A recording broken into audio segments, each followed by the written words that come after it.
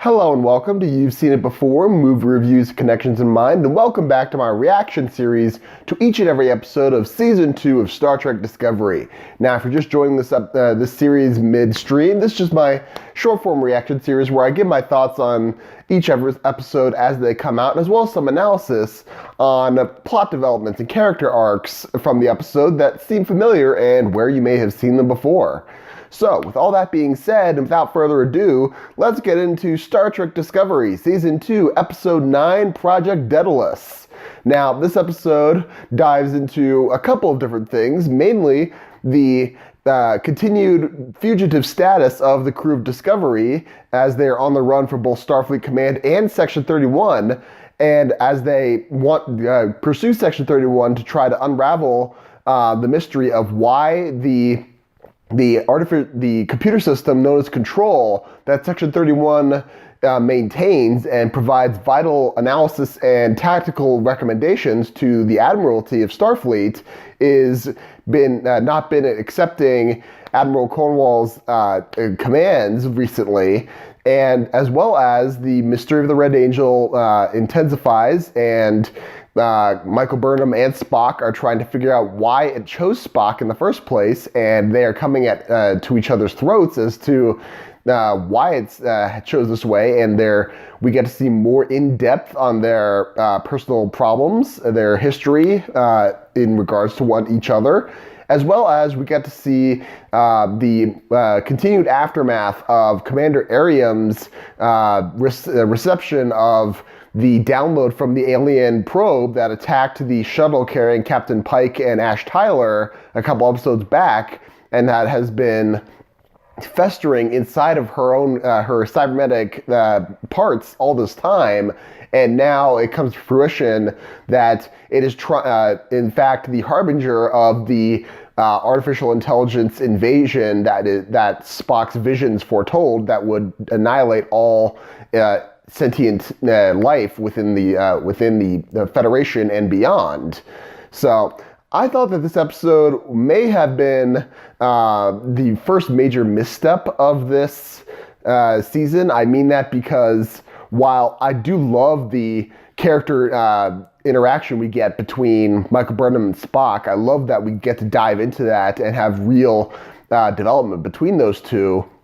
The fact that this episode features so much of Commander Ariam and her under the influence of this artificial intelligence that downloaded itself into her, it feels like this episode's trying way too hard to establish herself as a character at the very last minute in order to give an emotional punch when she eventually sacrifices herself to prevent this intelligence from sending itself to Section 31 proper and gaining the intelligence necessary to start this invasion. The fact that this episode, after that act happened, had a fairly long pause where all the crew members seemed to react to this death with shock. I'm sure it makes sense in universe, but we as the audience, or at least me in particular, I didn't really feel any connection to this character. This death didn't really mean much to me.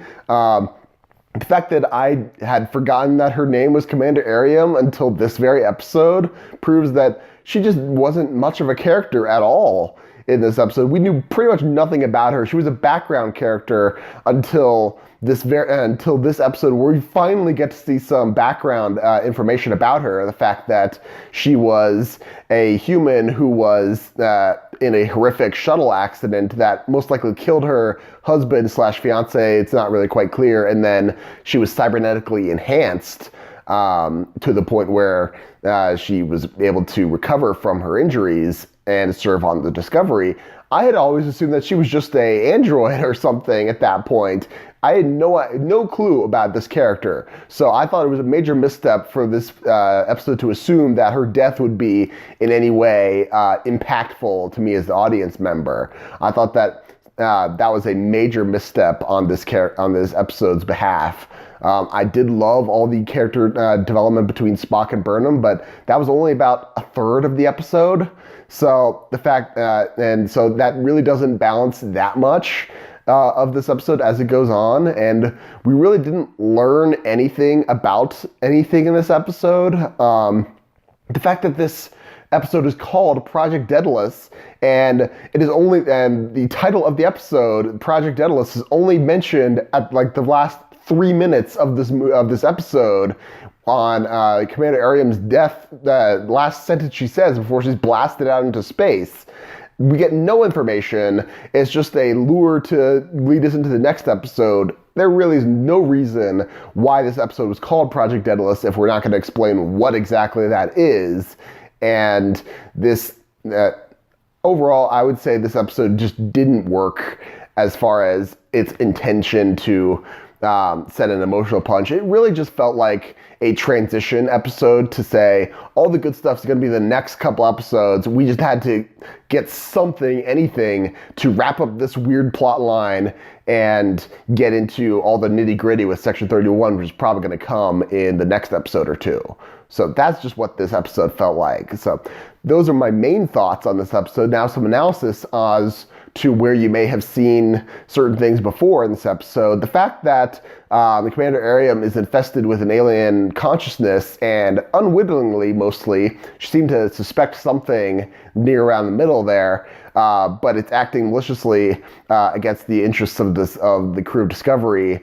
But Commander Ariam is unwittingly harboring this alien consciousness.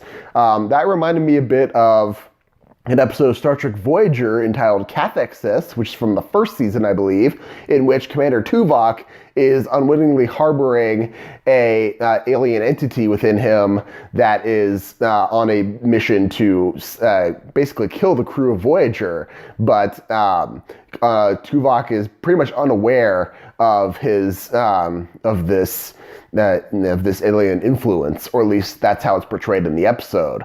Also, the fact that Discovery is now a fugitive of the Federation, Starfleet, and Section 31. That these orders are seemingly coming from Starfleet Command, and the crew of Discovery now acts as fugitives on the right side of the law, and their own HQ is now against them. This reminded me a bit of how the Enterprise crew is treated in Star Trek Insurrection, when the crew is the Enterprise almost a fugitive ship, and the Admiral Dougherty is essentially ordering the Sona to destroy Enterprise at this point, or at least disable it against the better judgment of theoretically Starfleet Command. We don't know at that episode. I mean, another example of this could possibly be Captain America: The Winter Soldier, in which the powers that be at S.H.I.E.L.D. Are turning against Captain America, and he becomes a fugitive from his own governing body, and that governing body is under the control of a malicious entity, namely Hydra, much like the computer system known as Control seems to be gaining more and more influence over the over Starfleet Command, or at least seeming to be from this episode. We don't know for sure, or if it may just be a manipulation in Discovery's computers. So those are some examples of where you may have seen certain things in this episode before. What did you think of this episode? Did you like it? Did you not like it? What about my analysis? Do you disagree with something? Do you agree with it? Did I miss anything? I probably missed something in there. Let me know in the comments down below. Thank you so much for watching. I appreciate whatever audience I can get. Be sure to look for my reactions to next week's episode of Star Trek Discovery, as well as while there was no new episode this week, be sure to look for my reactions to every episode of Season 2 of The Orville, as well as I do movie reviews on my channel, as I said. So my latest movie review is for Captain Marvel, which is now up on my channel. If you would like to, go check that out. And if this video pleased you or gave you any insight at all, please like, share, and subscribe. I would appreciate it. You guys are the best. Thank you so much for watching. And just remember, there is nothing new under the sun. And yes, you have seen it before.